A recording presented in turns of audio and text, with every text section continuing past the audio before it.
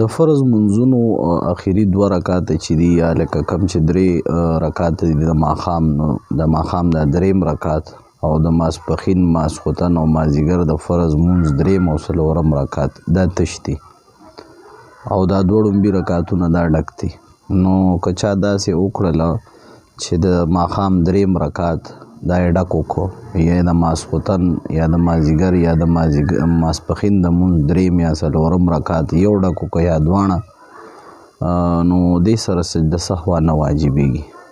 خو قصدن به داسې نه کوي ځکه چې دا غیر اولا دی. افضله طریقه دا ده چې دې کې صرف سورې فاتحه ویلی شي. سورې فاتحه ویل پکې مستحب دي که کله بنده پرېږدي نو څه مسله نه کوي خو قصدن دا ډک ویل نه دي پکار ځکه چې دا غیر اولا دي.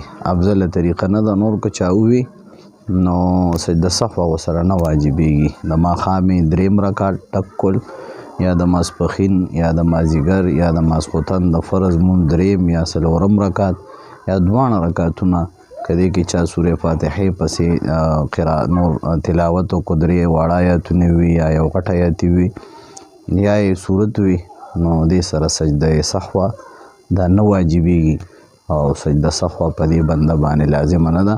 منځ یې صحیح کېږي.